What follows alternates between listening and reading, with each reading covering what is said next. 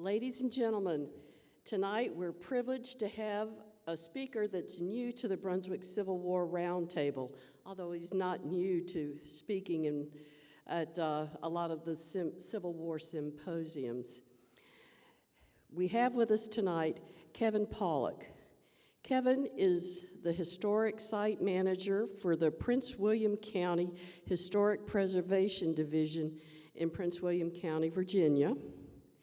And he works as a licensed battlefield guide at Antietam National Battlefield.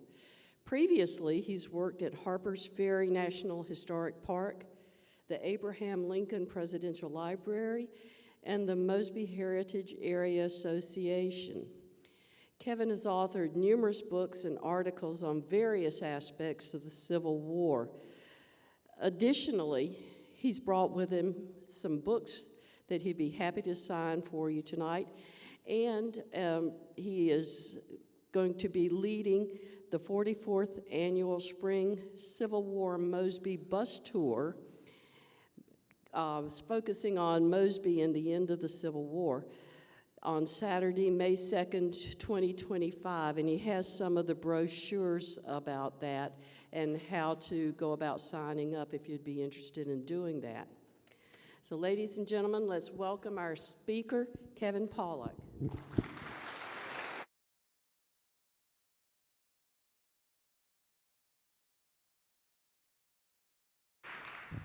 Am I on?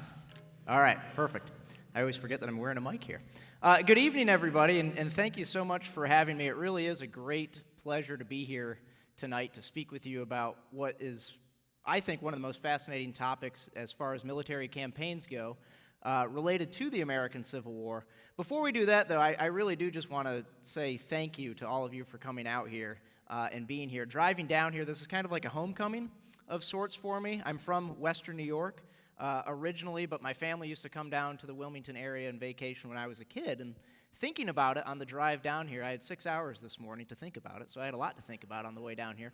But Fort Fisher, actually, which I went to visit this afternoon when I got in, was probably the first Civil War site that I ever visited. And to think that when I was there, I don't even remember who it was. I was talking with some of the staff there this afternoon, but when I was a young kid, 7, 8 years old, I guess, getting to go there and see that site and I guess showing enough interest that one of the staff pulled me aside and they let me hold an actual cannonball from the Civil War and from Fort Fisher. Just an amazing experience. And if I could have told the 8-year-old or 7-year-old, whatever, how old I was, Kevin, back then, that I'd be back here standing in front of you all this evening, I probably couldn't have even pinched myself hard enough to make me believe that. So it really is incredible to be here, and I thank you all for coming out and listening to me. Now, what I'm going to talk about tonight is the Battle of Second Manassas and the campaign of Second Manassas itself, which is the topic of the latest book that I co-authored with a friend of mine, Dan Welch, that came out as part of the Savis Beatty Emerging Civil War series. And I have the great pleasure of being able to work in Manassas itself. Now, for those of you that might be familiar with the story of Manassas, you know that it goes by two names, and there's two battles there. We'll get to that in just a second. But if you are from the south, it's typically referred to as the Battle of Manassas. And if you are from the north, it is referred to as the Battle of Bull Run. Now, I had to do a big flip in my brain when I moved from the north down to the south. But now that I live in Manassas, I guess I'm just used to calling it the Battle of Manassas itself. But of course, there you go. All right, I got one convert with me. Very good. So, of course, there's two battles of Manassas or Bull Run during the Civil War, and I'll use them both interchangeably throughout the evening. But when most visitors show up to Manassas National Battlefield Park, which is a National Park Service unit today, most of the time, if they are just passing through or they're crossing it off their bucket list of Civil War sites or national parks to go and see, they're going to know about the first battle of Manassas, the first Battle of Bull Run, for three main reasons. One is it's often known as the first major battle of the Civil War. Okay, that's one fun fact for it. Second is that's where Stonewall Jackson gets his nickname. Okay, everybody knows Stonewall Jackson. And third is everybody knows the story about the civilians coming out to picnic and watch the battle, right? Everybody familiar with that? Okay. So everybody knows First Manassas or First Bull Run. But very few people, when they come to the park, actually take the time to see the Second Manassas battlefield and learn more about that story. The two battles were separated by 13 months. The first battle fought on July 21st, 1861. As I mentioned, what's considered to be the first major battle of the American Civil War. In one day, 5,000 soldiers were killed, wounded, missing, or captured. In 3 days, in August of 1862, during the second battle, there were 25,000 casualties. So that shows how quickly the war had ramped up from the early days in July of 1861 to August of 1862. So we are going to get to the battle, I promise, but one of the things that is so incredible to me about the Second Manassas campaign, and really any military campaign, is you can't view them in a vacuum. These armies didn't just drop from the sky onto the Manassas battlefield and decide to fight in late August of 1862. These things don't happen in a vacuum. In the Second Manassas campaign especially, you'll probably hear me say this several times during the talk tonight, but I could give a talk on just one slide that I'm going to go through tonight. So we have a lot of ground to cover in 45 minutes, but there are so many political implications with what happens in the Second Manassas campaign, social implications, and of course military implications as well. So even though the battles fought August 28th, 29th, and 30th of 1862, we're going to start way in June of 1862, about 100 miles south of the Manassas battlefield. So if you could go to the next slide for me, please. This is probably a map that many of you might be familiar with. I've tried to highlight a few things for you there on that map. What you can see, the blue star toward the top of the screen is Washington, D.C., of course, the federal capital. Obviously still is today. And about 100 miles due south of that with the red star, where you can see a couple of flags around that red star, was the Confederate capital of Richmond, again about 100 miles south of Washington, D.C. And there in June of 1862, late June, in fact, just as the United States was on the verge of celebrating another Independence Day, another 4th of July celebration and anniversary, the war was going incredibly well for the United States in the summer of 1862. George McClellan, a fellow we'll talk about a little bit more in just a few minutes, had taken his Army of the Potomac within 10 miles of the Confederate capital by late June. Literally, they are so close, some of those federal units are so close, that it was said that Union officers were setting their watches by the bells of Richmond's churches that they could hear off in the distance. Northern newspapers were printing and predicting that by the 4th of July, 1862, Richmond, the Confederate capital, would be captured, it would fall, and the United States would come back together again, just like that. It's just like putting Humpty Dumpty back together, right, after he falls off the wall. However, in late June of 1862, actually on a very important day of the American Civil War, June 26th, two major events will take place. The first is down there outside of Richmond, what's the start of the 7 Days Battles or the 7 Days Campaign. Robert E. Lee, Confederate Army commander, who has recently taken command of the Army of Northern Virginia, is going to lash out at George McClellan's army in 7 days of fighting outside of Richmond, drive McClellan's army away from Richmond, and by the end of those 7 days of fighting, McClellan's army will have gone from being 10 miles within Richmond to over 25 miles away from Richmond. So Robert E. Lee, at least for the time being, has saved the Confederate capital at Richmond.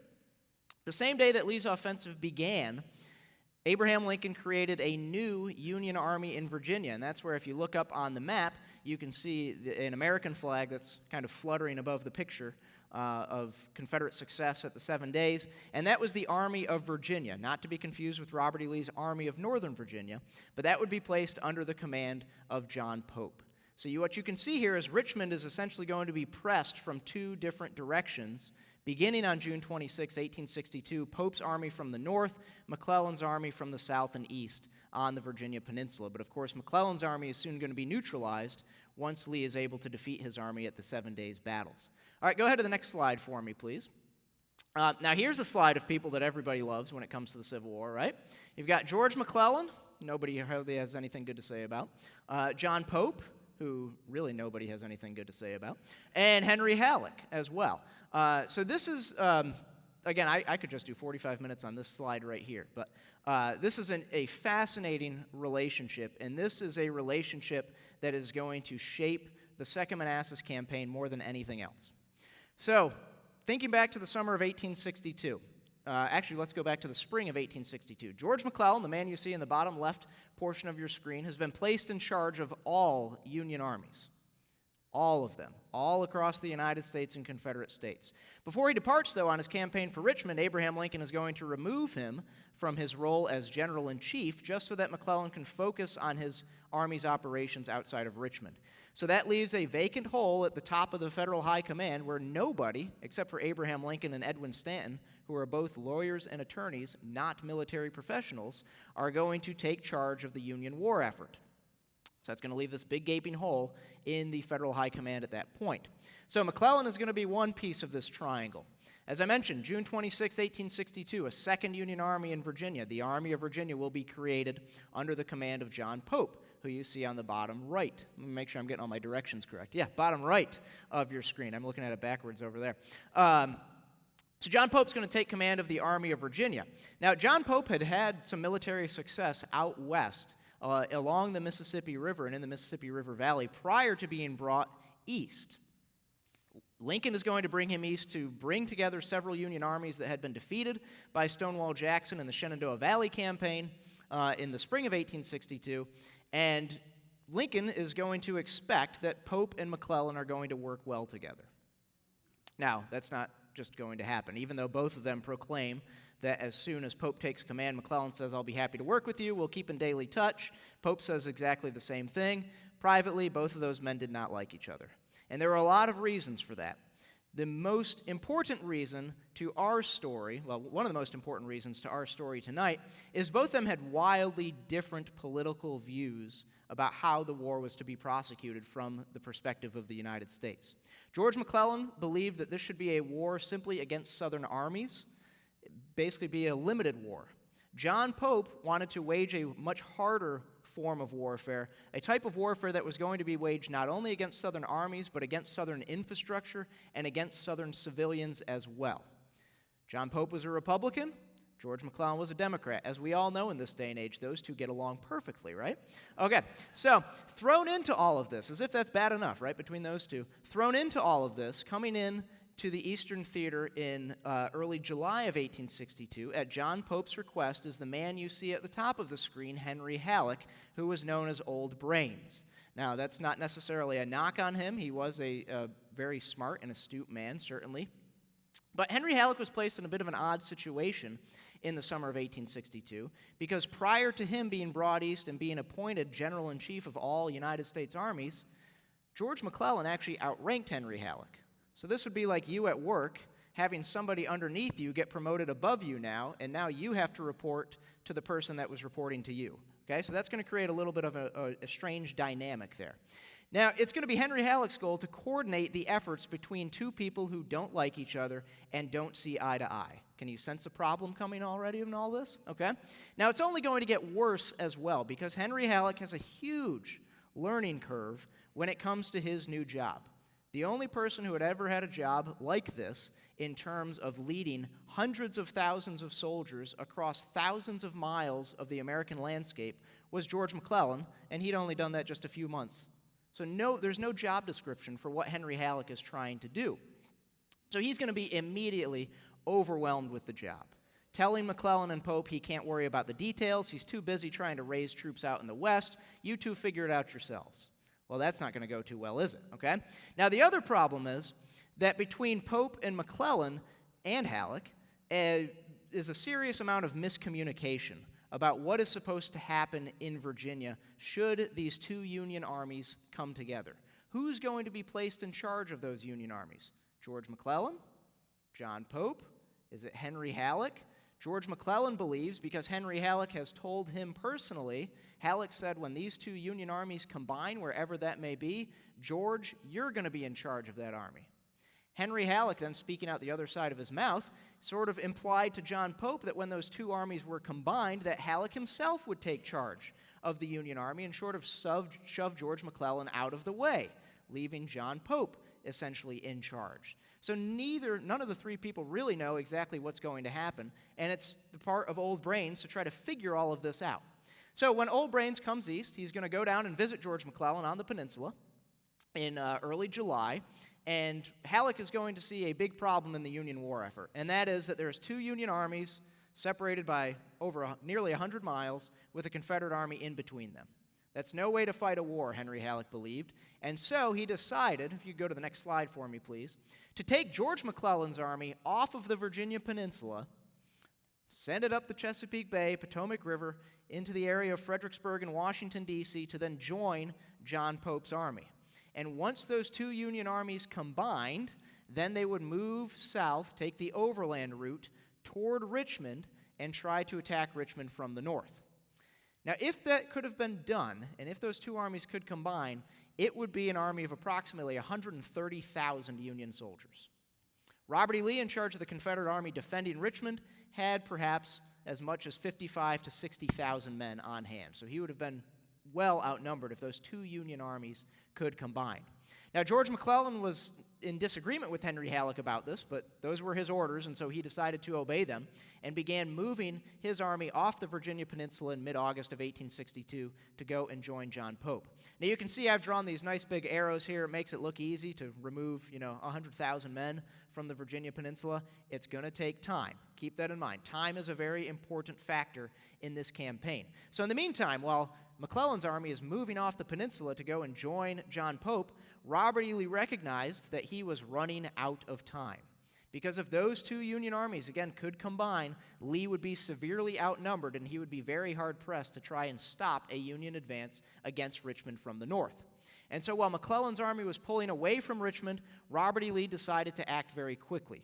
He decided to move his army north of Richmond and try to defeat John Pope's army in battle before it could join and link up with George McClellan's army and present that host of 130,000 men. So that's Lee's strategy from a military perspective, but it's also personal for Robert E. Lee. This is famously, Robert E. Lee referred to John Pope as a miscreant, which I was at a talk by Ed Bars, which, I can't even compare to Ed Bars, but he had one of the greatest lines I've ever heard of any Civil War historian give, and I can't even do the Ed Bars voice for those of you who had the opportunity of knowing him and going on tours with him. But Ed said it best. When Robert E. Lee called Pope a miscreant, what he basically meant was an SOB, which is strong words from Robert E. Lee, okay? Because John Pope has been waging this harder war on civilians. He's instituted heavy-handed war measures that are going to force civilians, Southern civilians, to take oaths of allegiance to the United States. If they don't, they're going to be shipped well to the south away from their homes. If they're caught spying on Union lines, they'll be hanged without trial, anything like that. This is all meant, again, to bring a harder hand of war to the citizens of the Confederate States. And so Robert E. Lee wants to deal with that miscreant Pope. By the way, I've always said somebody could come up with a book of all the nicknames for John Pope. One of his own generals referred to him, said that he didn't care for John Pope one pinch of owl dung. Another of John Pope's generals, a guy we'll talk about later on, referred to John Pope as an ass. That's a direct quote.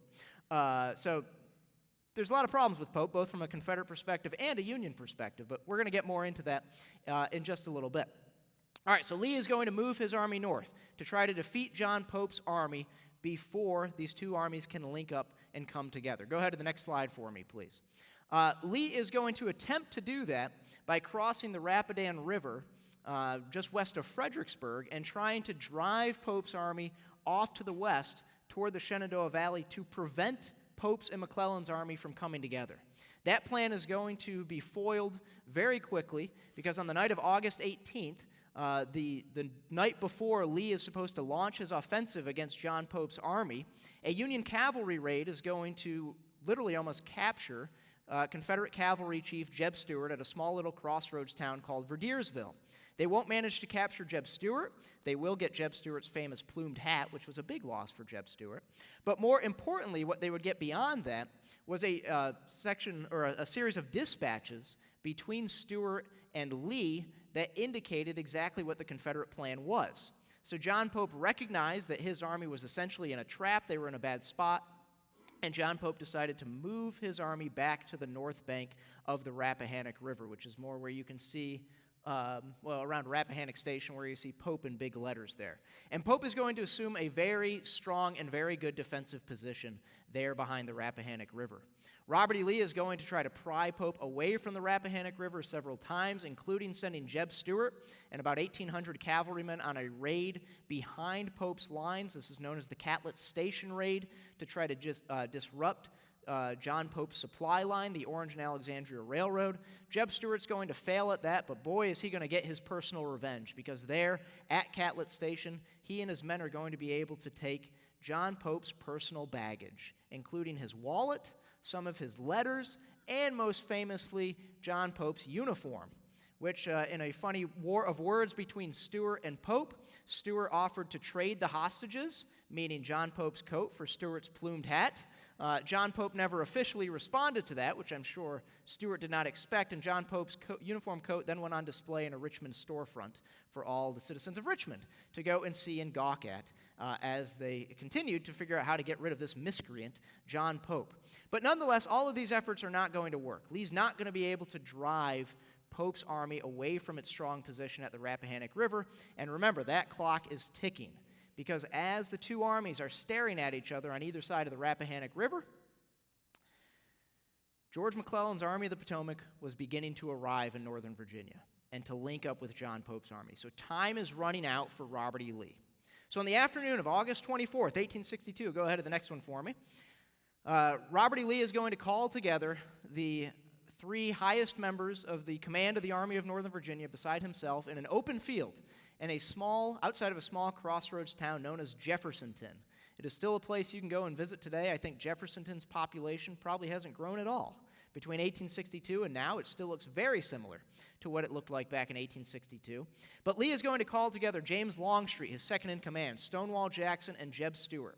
And the four of them are going to try to figure out what to do to break the stalemate and to get at John Pope before those two Union armies could combine.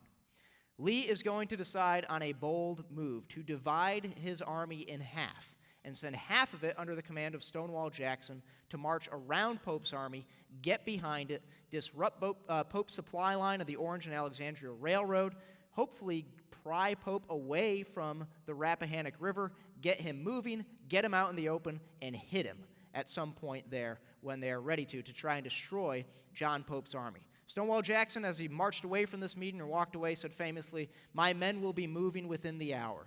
In reality, they didn't move until early the next morning, but it's a very Jackson-esque thing to say. So on the morning of August 25th, 1862, go ahead to the next slide for me, please. Jackson's wing of the army, about 25,000 men, will begin its march to the west around the right flank of Pope's army and begin marching to get behind Pope's army, and you can follow those big red arrows on your screen to disrupt John Pope's supply line of the Orange and Alexandria Railroad. Jackson's men are going to do an incredible feat of marching. They will march over 50 miles in just 36 hours. And by the evening of August 26, 1862, they will pounce on John Pope's supply line of the Orange and Alexandria Railroad about 5 miles southwest of Manassas Junction at a great place called Bristow Station. I say great because that's where I work, so come and visit me when you come up to Northern Virginia. But Jackson's men are going to wreck 2 trains. One of those trains that they wreck and literally throw off the tracks was known as the President because it had a picture of Abraham Lincoln affixed to the locomotive. As the locomotive, the President, came steaming through the station at Bristow, soldiers from Louisiana began to take shots at it, trying to kill the engineer to stop the train. They didn't kill the engineer. They did eventually drive it off the tracks. But supposedly, according to those Louisianans, one bullet went straight through the forehead of that portrait of Abraham Lincoln on top of the locomotive, and I'm sure they were just as happy with that result. But now John Pope's supply line had been severed. His army was now caught between Stonewall Jackson's forces behind him and James Longstreet's forces in front of him, and John Pope found himself in a bit of a quandary. He had to figure out what to do. And Pope ultimately settled on a very good plan. And how many times do you hear people say that John Pope had a good plan? Okay? But I will give him credit here. He settles on a pretty good plan. And his intent is to focus on Jackson's half of the Confederate army and try to now destroy that half of the Confederate army before now the 2 wings of the Confederate army can come together. So remember, I've been talking about Robert E. Lee is trying to prevent the junction of 2 Union armies? Well, now Robert E. Lee has completely flipped the script on John Pope, and John Pope is now fighting to prevent 2 Confederate armies, essentially, from coming together. So the morning of August 27th, John Pope's going to get his army in motion. You can go ahead to the next slide for me, please. Pope's army, those 3 arrows that you can see coming from the bottom left of the screen, 55,000 men are going to move in 3 columns, heading all in the direction of Bristow Station and Manassas Junction, with the sole purpose of finding Stonewall Jackson and destroying his portion of the Confederate Army. Completely by accident, another 10,000 or so Federal soldiers would be moving west from Washington, D.C. Some of them are under the command of George McClellan, and their plan is to try to open up the rail line and open up communications along the rail line between Pope's army and Washington, D.C. itself. So what you can see is if you're Stonewall Jackson over there, he has 4 big blue arrows heading in his direction. That's not exactly the place you want to be from a military perspective. Jackson, however, is going to be able to defeat those Union soldiers that are moving west from Washington, D.C. at the Battle of Bull Run Bridge. As it was known, a brigade of about 1,500 New Jerseyans would attack Jackson's 28,000 men, a little bit less than 28,000 men that he has with him there at Manassas Junction. The Confederates will be able to drive those New Jerseyans away, and then Jackson's men are going to begin raiding the rail depot at Manassas Junction. And this is where Confederate soldiers in the field found things that you could never dream of finding in the field. Literally, they found lobster, they found oysters, they found candy, they found fresh beef. One guy found a bunch of jars of mustard, and he held on to those for the next several weeks and continued trading with everybody so he could get his share of the food. The one thing the Confederate soldiers could not get their hands on, they got their hands on uniforms, cannons, ammunition, you name it. The one thing they didn't get their hands on was all the bourbon and beer and liquor that was flowing in there in Manassas Junction, because Jackson had making sure that his men did not imbibe of that. Of course, Jackson, the teetotaler, wanted to make sure that his men would not be able to get drunk during the midst of this very important operation. So Jackson's defeated one of the arrows heading in his direction. He would leave behind a rear guard under the command of Richard Ewell at Bristow Station. There would be a battle there at Bristow Station on the afternoon of August 27, 1862. Confederate troops would eventually fall back from the battlefield. John Pope would come riding onto the battlefield at Bristow Station, seeing the Confederate troops heading for the rear, and that is exactly what John Pope wanted to see, because it confirmed in his mind that he and his soldiers could beat Stonewall Jackson, and that they were doing that. So John Pope, the next morning, ordered a concentration of his army on Manassas Junction itself, where he believed that they would find Stonewall Jackson, and as John Pope famously, or maybe infamously put it, we shall bag the whole crowd in the morning. John Pope is now focused solely on Stonewall Jackson's portion of the Confederate Army. John Pope woke up very early on the morning of August 28th, waiting, as giddy as a schoolgirl, waiting to hear the sounds of battle from Manassas Junction. And as the soldiers marched into Manassas Junction, where they expected to meet Stonewall Jackson's portion of the army, they found nothing.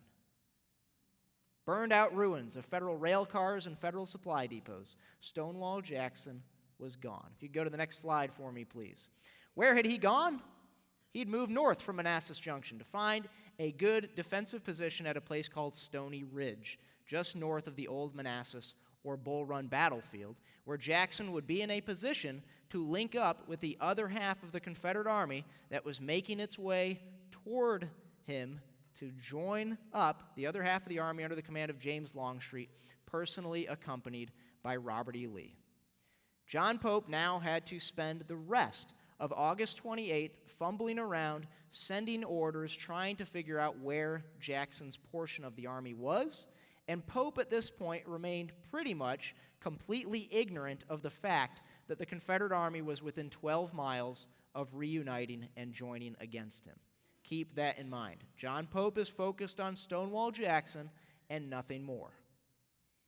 So as John Pope's army is moving around trying to figure out where Jackson had gone to, Jackson was sitting there, as agitated as a bear, as one of his staff officers put it on August 28th, waiting for an opportunity to get at John Pope and his army. By the evening of August 28th, that opportunity arrived, as Pope's army began moving directly in front of Jackson's line there atop Stony Ridge, and Jackson turned to his division commanders and said to them, "Gentlemen, bring out your men." And slowly, thousands of Confederate soldiers began converging on a farm known as the Brawner Farm to engage with John Pope's army and end this game of hide-and-seek between Jackson and Pope. Go ahead to the next slide for me, please. So in the pre-dusk hours of August 28th, Jackson and portions of Pope's army are going to engage in one of the most intense firefights of the entire American Civil War. This engagement began right at about dusk. The two sides, most famously the Stonewall Brigade, of course, Stonewall Jackson's former brigade that he had commanded 13 months earlier at the Battle of Bull Run, or Battle of First Manassas, and a brigade of Midwesterners under the command of John Gibbons, soon to be known as the Iron Brigade, but they're not yet known as the Iron Brigade just yet. They're getting there. Will engage in a very intense firefight. One of the members of the Confederate High Command who participated in this fight said, in this fight at Bronner Farm, there was very little tactics or maneuvering. It was a battle of endurance, and both sides endured. Literally, in some cases, both armies, both portions of the army were so close to each other, standing there, square up, stand-up firefight, probably from one end of the stage to the other. In some cases, 50 yards apart from each other. And all they're shooting at are the flashes of muskets that they can see off in the distance. It was an incredibly bloody fight. And talk about having the guts to stand there along with your comrades at that close of range, and you can't see the enemy. All that they were shooting at were the flashes of muskets that they could see off in the distance. About a third of the participants, about 1,200 from each side of that fight at Bronner's Farm, fell as casualties. And the next day, when one Union officer walked amongst his former battle line, he said that his comrades had fallen. He could tell where their battle line had stood because their feet were all in a row from where they had fallen. Some had pitched forward as they fell, some had fallen backward. Bronner Farm now had shown John Pope where Stonewall Jackson and his portion of the Confederate Army were. Now, famously, one of the casualties on the Confederate side in this Battle of Bronner Farm would be the gentleman that you see there on your screen, Richard Ewell, who is going to be wounded in the leg. His leg is eventually going to be amputated, and Richard Ewell will not see action again in the Civil War until the Gettysburg Campaign in June of 1863. So this is where Ewell is going to lose his leg, get that famous wooden leg that he will have with him for the rest of the Civil War. So Ewell is taken out of the fight now, but the fight is going to come back to the old Bull Run and Old Manassas battlefield 13 months after the first action. Go ahead to the next slide for me, please. So John Pope has now found Stonewall Jackson's portion of the army, and what did John Pope want to do? He wanted to bag the whole crowd. He wanted to attack it. And so John Pope settled on a two-pronged plan. You can see the big blue arrow that is heading toward that solid red line. That solid red line is the position of Stonewall Jackson's forces along the unfinished railroad. Pope knows he's there because of the Bronner Farm fight. And so throughout the day of August 29th, Pope wanted to keep Jackson distracted by constant attacks against Jackson's line. That's what you see there with that big light blue arrow there on the screen. In the meantime, while Jackson is being distracted by Pope's attacks against his front, John Pope turned to Fitzjohn Porter, who was an Army of the Potomac officer. He's the one, by the way, that referred to John Pope as an ass. So, the team's not really working too well together at this point. Pope is going to rely on Fitzjohn Porter to take what you see with that long blue arrow, move north from Manassas Junction, basically follow the railroad, and strike the unsuspecting right end of Jackson's line. So basically, Jackson's line is going to be attacked from two sides. But Porter's assault is the main attack. All right, now if you are a CEO or a business person and you want a great lesson about how not to give instructions to your subordinates, read what John Pope told Fitzjohn Porter to do. As I just laid it out for you, in John Pope's mind, he wants Fitzjohn Porter to attack. Pope's orders to Porter never once say the word attack. They say simply, just move in the direction of Gainesville. They never once say anything about Stonewall Jackson's command. They say we might have to fall back across Bull Run tonight, so don't go too far away from the rest of the army. But in John Pope's mind, that's a direct order to attack. In Fitzjohn Porter's mind, that's not an attack order. So already you're getting a disconnect between the two commanders. It's only going to get worse, because as Fitzjohn Porter is going to continue moving in the direction of Gainesville, where he suspects that Stonewall Jackson's right flank is, Fitzjohn Porter comes across thousands of Confederate soldiers in front of him. That's where you see that dotted red line there on the map that's sort of extending Stonewall Jackson's line. That dotted red line is the other half of the Confederate Army under James Longstreet that has just arrived. Fitzjohn Porter was not aware that there were supposed to be any Confederate troops in front of him as he made his way toward Jackson's right. John Pope did not know that there would be any Confederate troops in front of him. And so Fitzjohn Porter, not wanting to get entangled in anything that might prevent him from getting, or might carry him too far away from the rest of John Pope's army, decided not to attack throughout the afternoon of August 29th because of James Longstreet's portion of the Confederate Army out in front of him. Now, equally, when Robert E. Lee arrived on the battlefield, almost immediately, he wanted to pitch into John Pope's army. But because of Porter's troops down on his right, James Longstreet was able to talk him out of it. And so the fighting is going to take place where you see that big light blue arrow as John Pope, waiting in vain for Fitzjohn Porter's troops to attack, Pope is going to continue to throw more and more of his men against Jackson's line along Stony Ridge and position behind an unfinished railroad cut. Go ahead to the next slide for me, please.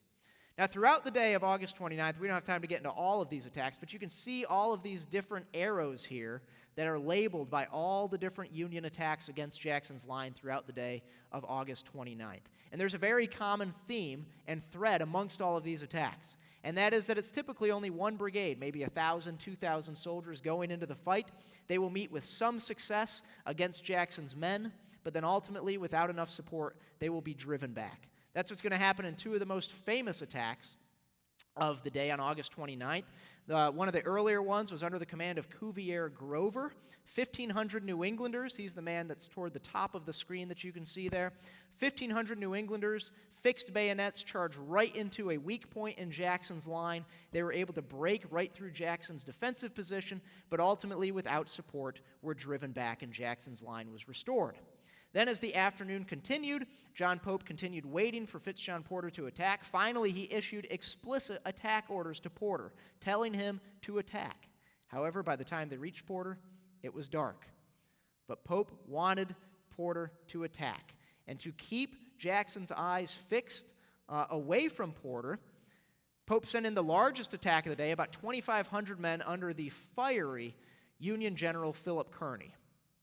One-armed general, he had lost his arm in a battle in the Mexican War. Prior to that, this guy had probably the most vulgar language in the entire Army of the Potomac. There's a great story that during one of these attacks, Union soldiers are falling back, and he's trying to rally them, and he tells them, he says, "Rally here, men, and I'll make major generals out of all you SOBs." So that's just the kind of language that Phil Kearny used. But Kearny's men were able to make this large attack, about 2,500 men against Jackson's line. It's very much the same story. They're able to break through Jackson's line temporarily, but ultimately Jackson's men are able to drive them back. And with no attack from Fitzjohn Porter on the evening of August 29th, Jackson's line held. And the two armies remained on the battlefield throughout the night of August 29th, while both army commanders, John Pope and Robert E. Lee, figured out what the next step was. Now, come the morning of August 30th, John Pope had received intelligence of the previous night that many of his commanders thought was dubious intelligence, but it was intelligence nonetheless that Confederate troops were withdrawing from the battlefield. And so John Pope ordered a pursuit of the Confederate army come the morning of August 30th.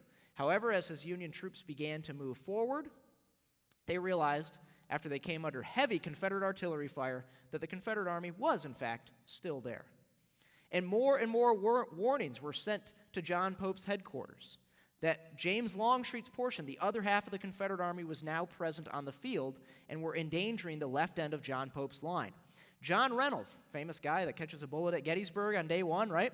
John Reynolds said he rode through a gauntlet of Confederate fire on the morning of August 30th. He rode through that gauntlet of fire under the fire of James Longstreet's men. He rode back to John Pope's headquarters and told them this. He said, "There's Confederate troops well beyond our left. You have to prepare for them."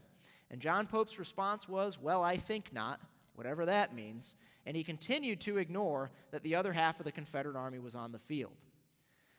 So thinking that it was still just Jackson's portion of the army, by the afternoon of August 30th, John Pope turned to Fitzjohn Porter's troops and waged the largest Federal attack of the entire battle against Jackson's position at a place called the Deep Cut, where it was the deepest cut of the unfinished railroad. If you can move to the next slide for me, please. 7,000 Federal soldiers went forward under the command of Fitzjohn Porter, the man that you see on the bottom right of your screen. They advanced across an open field under the fire of 36 Confederate artillery pieces. By the time they made it up to the unfinished railroad grade, the two battle lines were in some cases less than a dozen yards apart. The Union attack stalled there at the unfinished railroad cut, right there at the deep cut itself. One of the Union officers, one of my favorite stories from the Battle of Second Manassas, the man you see on the top of the screen, 33-year-old Major Andrew Jackson Barney, commanding the 24th New York. Barney was different from a lot of officers that day in that he did not go into the battle on foot. Instead, he remained on horseback, and as you might imagine, became a really good target for the Confederate infantry positioned behind the unfinished railroad cut. Barney tried to inspire his men. He jumped his horse over a rail fence onto the railroad embankment itself, urging his men to join him on top of the embankment. It is said that Confederate soldiers were so impressed by Barney's bravery that you were yelling not to shoot him. However, over the din of battle, of course, nobody could hear it. Barney fell with a bullet wound to the chest, and he was probably dead before he hit the ground there atop the unfinished railroad cut. Eventually, a brave Confederate soldier leaped up onto the cut, grabbed Barney's remains, and dragged them down over to the Confederate side. Eventually, Barney's remains were removed from the field, and when they were laying on a stretcher, they passed by Stonewall Jackson, who, incredibly enough, actually recognized Andrew Jackson Barney. Well before the Civil War in the 1850s, when Stonewall Jackson was on a tour of New York State, he actually stayed and resided with the Barney family for a couple of weeks there in the areas west of the Adirondack Mountains, just on the eastern shore of Lake Ontario. Jackson recognized his old friend Andrew Jackson Barney, who of course had been killed now fighting against Jackson's men, and Jackson made sure that Barney's remains received safe passage through Confederate lines, and he even wrote a note to Barney's father expressing his condolences for the loss of his son there at Second Bull Run. But with Barney's death, the fighting there at the unfinished railroad and at the deep cut was not over. Some of the Confederate soldiers, Louisianans, began to run low on ammunition, and Private Michael O'Keefe, an Irishman in the 1st Louisiana, without any ammunition left in his cartridge box, yelled to the soldiers of his command. He said, "Boys, give them the rocks." And Confederate soldiers began to pick up large stones and throw them at their Union attackers. One Union soldier wrote that this was an unlooked-for variation in the proceedings. It's a very tame way of putting this. And Union soldiers began to grab those rocks and throw them back over to the Confederate defenders. Now, this is a very famous scene. It's gotten lots of paintings. I'm surprised there hasn't been a Hollywood movie made about it or anything like that. It's a great story. It didn't do all that much in stopping the Federal assault. In all, Fitzjohn Porter realized that he was not going to be able to break through that position, and so he ordered his troops back away from the unfinished railroad cut and from the deep cut.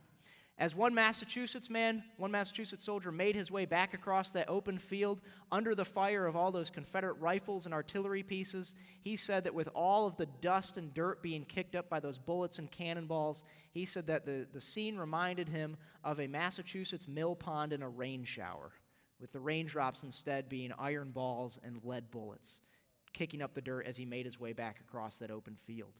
So the largest attack, the largest Federal attack of the battle has just been repulsed. Irvin McDowell, the man who had lost the first Battle of Bull Run, or at least had commanded the Union Army that lost the first Battle of Bull Run on July 21st, 1861, was John Pope's second in command. And he saw this Porter's troops withdrawing and feared that the Union center might now be in danger. And so what Irvin McDowell did was he stripped troops from the southern position of the Warrenton Turnpike, which you can see on your map kind of stretches from the top corner, the top right corner toward the bottom left. And McDowell decided to pull troops from south of the Warrenton Turnpike, the Union left, to north of the Turnpike to try and support and buttress Porter's withdrawal. Now, that makes sense. Only the big problem with that is that Robert E. Lee and James Longstreet, upon seeing Porter's withdrawal, now saw their opportunity to attack. If you go to the next slide for me, please. This was the point that these two men had been waiting for. 25,000 Confederate soldiers under the command of James Longstreet were stretched in a line that extended more than 1 mile from north to south. In front of them were less than 5,000 Union soldiers. In front of James Longstreet and his command were 2 hours left of daylight. In front of them were a very exposed Union army. And about 1.5 miles in front of them was a vital intersection and piece of topography known as Henry House Hill, where the first battle, had climaxed on the afternoon of July 21st, 1861. James Longstreet's objective was Henry Hill, which you can see in the top right of the map there on the screen. If Longstreet's men could have reached that before darkness, they could cut off John Pope's army from the crossings of Bull Run, pin it against Bull Run itself, and potentially destroy John Pope's army within 25 miles of Washington, D.C. It would have been an incredible defeat for the Federal Army. Longstreet's men went forward at 4 o'clock on the afternoon of August 30th. Immediately, they stumbled upon two very small Union regiments under the command of Gouverneur Warren, the 5th and 10th New York. The 10th New York was out in front. They were quickly routed by Longstreet's men. They came fleeing back into the ranks of the 5th New York. The 5th New York, by the way, was a Zouave unit, dressed in those big, baggy red pants and the red turbans with the red fezzes with the turbans around them and very short blue jackets. We would think today these guys look like they belonged in a zoo more than on a battlefield, but back then it was thought to be a very impressive uniform. The 10th New York came running through the ranks of the 5th New York, giving the 5th New York very little time to react to this juggernaut of 25,000 Confederate soldiers heading their way. In less than 10 minutes, the 5th New York was driven from their position, driven down into the valley of Young's Branch, and as one soldier from Texas put it, because of all of the casualties that the 5th New York suffered, he said that slope down toward Young's Branch looked and reminded him of a field of Texas wildflowers because of all the red pantaloons that he could see from the 5th New York. Now, the 5th New York lost in about 5 or 10 minutes 120 men killed or mortally wounded. Those are killed or died of their wounds shortly thereafter. On any battlefield, north or south, any unit of the Civil War, no unit during the Civil War loses more men killed or mortally wounded on one battlefield than the 5th New York there on the afternoon of August 30th at Second Manassas. 120 men killed or mortally wounded. Gouverneur Warren, who of course will famous later on become the hero of Little Round Top, or one of the heroes of Little Round Top, Gouverneur Warren, when he learned about the fate of the 5th New York, it was said that he had just this blank stare, that he couldn't believe what had happened to his friends and his comrades. But the 5th New York had been steamrolled out of the way, and James Longstreet's juggernaut was continuing, heading in the direction of Henry Hill. John Pope and Irv McDowell were now wise as to what was going on. They began to cobble together a line atop Henry Hill itself, and Irv McDowell began to send troops out to an eminence about a half-mile west of Henry Hill known as Chin Ridge. And there, 6 Union brigades, portions of 6 Union brigades, would engage in the toughest fighting of the Battle of Second Manassas. For 90 minutes, those 6 Union brigades would buy Pope and his army 90 minutes with their lives to try and prevent Longstreet's forces from gaining Henry Hill and cutting off Pope's army from Bull Run. One of those great stories comes from Lieutenant Colonel Joseph McLean, the man that you can see there on the bottom of the screen. He was Lieutenant Colonel of the 88th Pennsylvania. McLean had told his wife a few weeks earlier in a letter home, he said, "You'd better start looking at widows' pensions and what happens in case I am killed." 2 weeks later, that prophecy would come true, and he was mortally wounded there atop Chin Ridge. As he was being carried away from the field by several soldiers from Ohio, he told them, tell my wife, I die for my country and for the old flag." Those words were eventually passed along to his wife, who of course would become a widow following the fighting there atop Chin Ridge. Eventually, Union forces were driven off of Chin Ridge. James Longstreet's assault continued almost all the way until dusk against Pope's line atop Henry Hill. Despite a few Confederate breakthroughs, Pope's line was able to hold there on Henry Hill until darkness, and he began to pull his troops away from the battlefield on the evening of August 30th and back in the direction of Washington, D.C. And the Battle of Second Manassas had come to an end. Overall, in those 3 days of fighting, 14,500 Union soldiers became casualties. For the Confederates, it was about 9,500, again, a total of 24,000 to 25,000 casualties between the two sides. And as Pope began pulling back away toward Washington, Robert E. Lee had perhaps one of the greatest chances of the Civil War to destroy, something that he always wanted to do, to destroy a Union army on the battlefield. He had come that close on the plains of Manassas, but had just missed it. And so as Pope's army began pulling away back toward Centerville and to Washington, D.C. beyond that, Robert E. Lee decided to split his army once again and send Stonewall Jackson on a march to try to get between Pope's army and Washington, D.C. Pope's army was ultimately able to blunt Jackson's march at the Battle of Chantilly. You can go ahead to the next slide for me, please. The Battle of Chantilly, or Ox Hill, fought in the middle of a thunder and lightning storm on the evening of September 1st, 1862.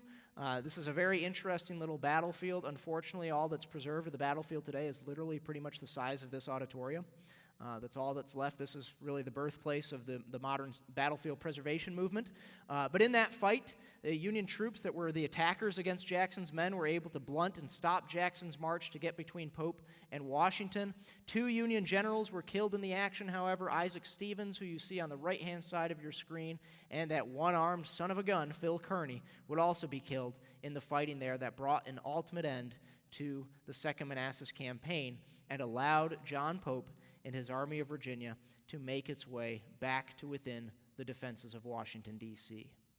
And there, on the afternoon of September 2nd, 1862, outside of a place called Fort Buffalo, which unfortunately no longer stands, it's now a fire department today. Welcome to preservation of historic sites in Northern Virginia.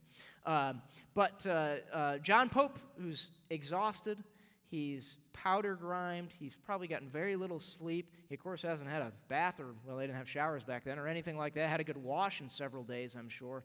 He's exhausted. His army has just been beaten. And as he is riding into the defenses of Washington, D.C., who comes out to greet him but George McClellan? And McClellan is adorned in a beautiful blue uniform, yellow sash, not dusty or dirty at all. And George McClellan is there to inform John Pope that as Pope's army falls back into the defenses of Washington, they will now be placed under the command of George McClellan.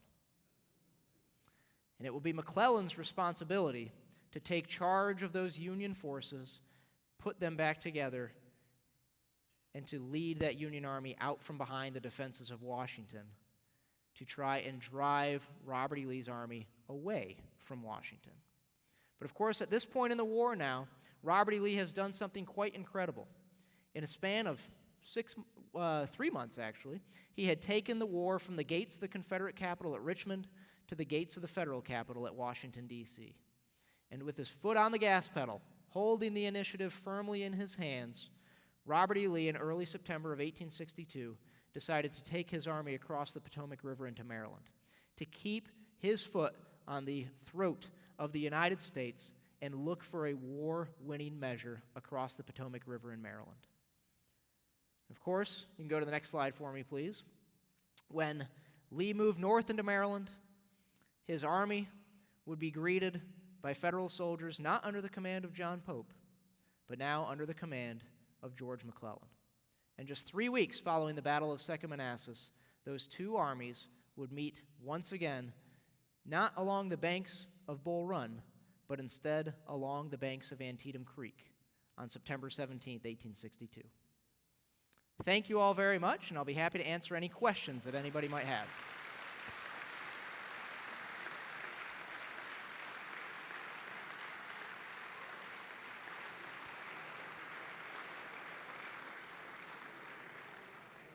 And, oh, good, we're live now. Thank you, Kevin. We have time for Q&A. We do have, again, the lectern over there with a live mic, so you can come up there to ask questions. Do we have any questions right now from the audience here? Or come up? Nobody. All right. I covered it all in 45 minutes, huh? There's a I lot will more. Yeah, start go for it. With one, the splitting of the Army and sending Stonewall Jackson around behind the Army is very reminiscent of what he did in Chancellorsville a year later. Mm-hmm. Can you comment? Yes. So it is very reminiscent of what Lee would do with Jackson at Chancellorsville in May of 1863. And I'm glad you brought that up, because Chancellorsville and Second Manassas are often compared as to what is Lee's greatest victory. And Chancellorsville typically gets the vote for that because of Jackson's march there and, of course, the fact that Jackson is going to be mortally wounded there ultimately. What I would say, though, is I think Jackson's march during the Second Manassas campaign is much more impressive because, for two reasons. One is he marches much further, much greater distance than he does during the Chancellorsville campaign. And secondly, it's more of a risk in my mind for Lee to do that in August of 1862 than in May of 1863 because, while, yes, he does divide his army absolutely at Chancellorsville, Jackson and Lee are only about a dozen miles apart at that point. Here, they're over 20 miles apart, sometimes even further, depending on where Jackson was at any given time. So it was an incredibly bold move by Robert E. Lee, but it was a move, again, he felt he had to make to try to get Pope's army moving away from the Rappahannock River. And, of course, ultimately it worked, which is why it's a good plan, I guess, and I think Robert E. Lee would say the same thing.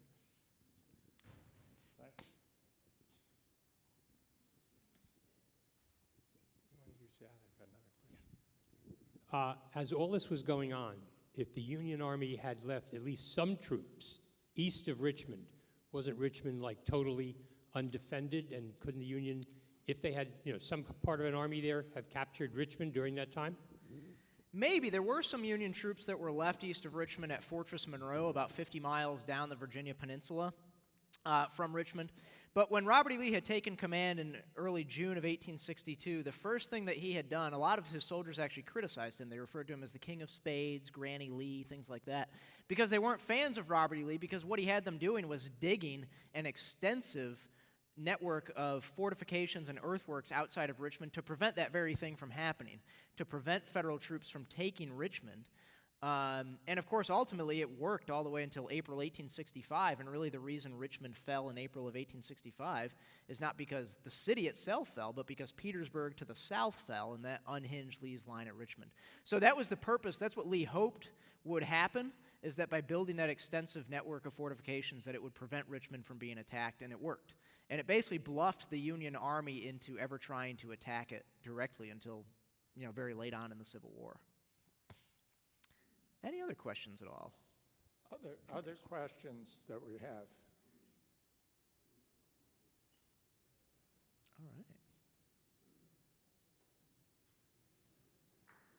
All right. Well, thank you all very much. Thank you, Kevin.